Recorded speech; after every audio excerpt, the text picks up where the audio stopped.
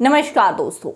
गुजरात की गांधीनगर सीट, जहां से बीजेपी के महान और जो है अनुभवी बड़े चेहरे यानी अमित शाह चुनाव लड़ रहे हैं, वहां से दोस्तों बड़ी अपडेट निकल कर आ रही है।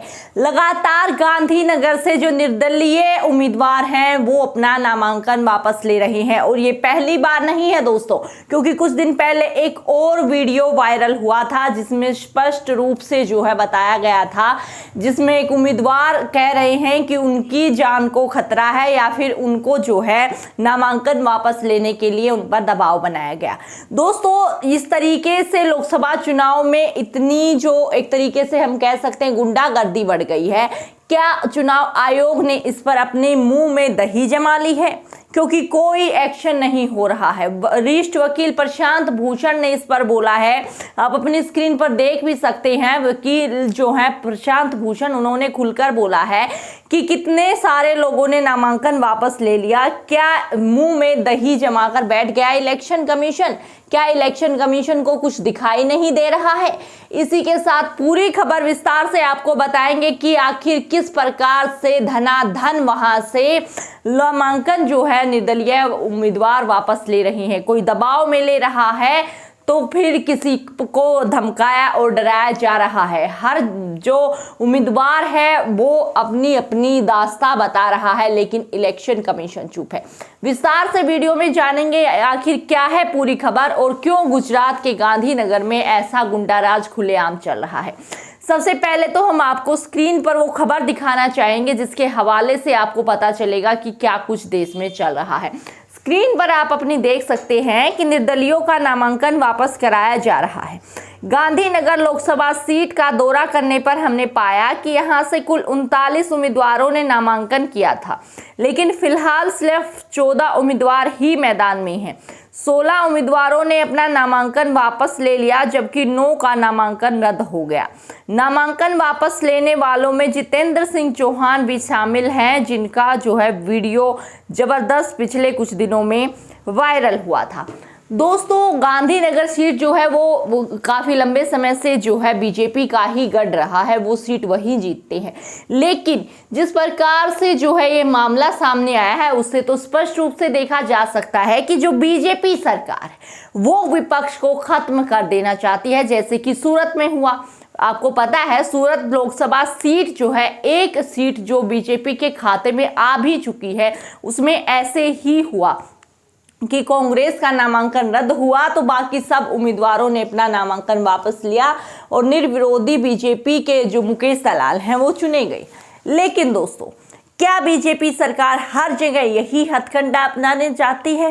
क्योंकि खबर आ रही है कि गांधीनगर में, जहां से गुजरात के गांधीनगर में जहां से अमित शाह चुनाव लड़ रहे हैं, वहां पर भी लगातार उम्मीदवार नामांकन वापस ले रहे हैं, बिल्कुल तेजी के साथ। अगर ऐसा ही चलता रहा तो लगता है यहाँ पर भी कांग्रेस का उम्मीदवार का नामांकन रद्द हो जाएगा, क्योंकि 8 या 9 उम्मीदवारों का रद्द भी हो चुका है और बाकी सब अपना वापस ले लेंगे और अमित शाह जी को भी निर्विरोध जो है चुन लिया जाएगा और एक सीट और भाजपा के खाते में चली जाएगी। लेकिन दोस्तों, क्या ये निष्पक्ष चुनाव है? क्या ये लोकतांत्रिक रूप से चुनाव है? बिल्कुल नहीं। इस पर इलेक्शन कमीशन को क्या एक्शन नहीं लेना चाहिए? वकील जो है वरिष्ठ वकील प्रशांत भूषण, इन्होंने इसी मुद्दे को उठाया। दोस्तों, ये मुद्दा उठाया भी जाना चाहिए। क्यों आखिर हर जगह नामांकन वापस लिए जा रहे हैं? क्यों निर्दलीय उम्मीदवारों को डराया धमकाया जा रहा है? लोकतांत्रिक व्यवस्था, लोग जिसे वोट देना चाहें दे सकते हैं, तो फिर एक दूसरे को जो नामांकन है वो रद्द करवा कर या उन्हें हटाकर किसी दबाव से, तो क्या ये लोकतांत्रिक जो है चुनाव होंगे? बिल्कुल नहीं दोस्तों। लेकिन चल ऐसा ही रहा है। सूरत के बारे में भी हमने आपको बताया था किस प्रकार से सूरत लोकसभा सीट में बीजेपी को जिता दिया गया। उसके बाद एक वीडियो काफी जो जितेंद्र सिंह चौहान का वायरल हुआ गांधीनगर से ही, जिसमें उन्होंने बताया कि जबरदस्ती उनका नामांकन वापस लिया जा रहा है। हालांकि उस वीडियो में जो कहा गया, जिसमें बताया गया कि वो जो अमित शाह जी हैं उनके गुंडों के द्वारा उनको धमकाया गया, इस चीज़ की पुष्टि नहीं हो पाई, लेकिन ये पुष्टि हो गई कि उन्होंने नामांकन वापस ले लिया। तो दोस्तों, इस प्रकार से अगर नामांकन वापस लिए गए तो क्या आपको लगता है कि देश में सही प्रकार से चुनाव हो पाएंगे? क्या देश सही स्थिति में है? लगातार सवाल उठाए जा रहे हैं और जो सुप्रीम कोर्ट के वरिष्ठ वकील हैं उनका तो यही कहना है कि ये तो तानाशाही की शुरुआत है। अगर इस बार भी ये सत्ताधारी सरकार जीतती है तो अगली बार शायद चुनाव ना हो, अगली बार इतनी तानाशाही बढ़ जाएगी कि चुनाव की आवश्यकता ही नहीं होगी। और दोस्तों, इसकी झलक अभी से देखने को मिल गई है।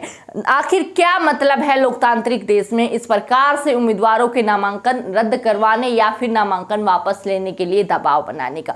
ये तो खुला जंगल राज चल रहा है। आखिर क्यों इस पर चुनाव आयोग चुप है, ये भी बहुत बड़ा सवाल है। क्योंकि जब जब बात बीजेपी सरकार की आती है, जब जब बात इस सत्ताधारी सरकार की आती है, तो इलेक्शन कमीशन के पास भी कोई जवाब नहीं होता।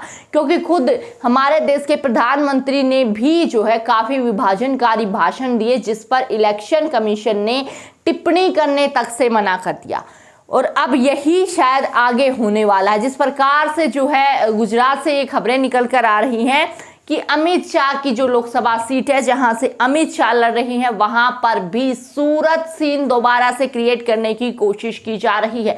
दोबारा से एक बार वहां पर सूरत जैसा माहौल बनाकर निर्विरोध एक सीट और अपने खाते में डाले जाने की कोशिशें की जा रही हैं। आखिर क्यों जो है इतना खुले आम वो सब चल रहा है, जबकि इलेक्शन कमीशन चुप बैठा है? इलेक्शन कमीशन इस पर एक्टिव क्यों नहीं है? लगातार वीडियोज वायरल हो रहे हैं उम्मीदवारों के, जिनमें वो खुलकर बता रहे हैं कि ऐसा हो रहा है हमारे साथ जो है दबाव बनाया जा रहा है। तो आखिर क्यों इलेक्शन कमीशन इस पर कोई जवाब नहीं देता है या इस पर कोई एक्शन नहीं लेता है?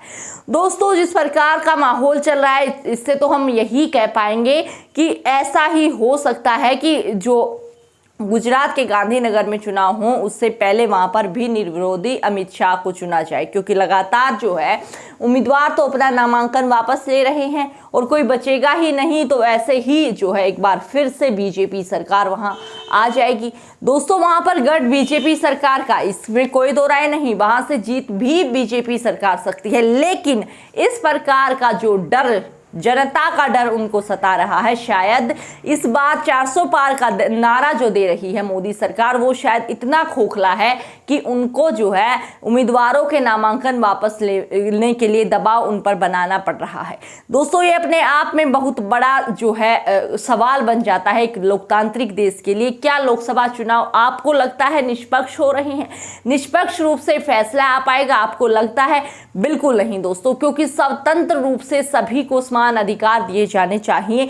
जनता अगर आपको चुनती है तो आप आइए सत्ता में, लेकिन अगर जनता को ऑप्शन ही आप नहीं दे रहे, क्योंकि वहां भी यही हुआ, नोटा को तो ऑप्शन माना ही नहीं गया, जनता चाहे ना चाहे फिर वहां से भी एक बार फिर बीजेपी सरकार जीत जाएगी। दोस्तों, ये गंभीर विषय है और आपकी इस पूरे मामले पर क्या राय है वो आप हमारे साथ कनेक्टिविटी के लिए जरूर शेयर करें, क्योंकि आपकी राय हमारे लिए काफी ज्यादा महत्वपूर्ण रहती है।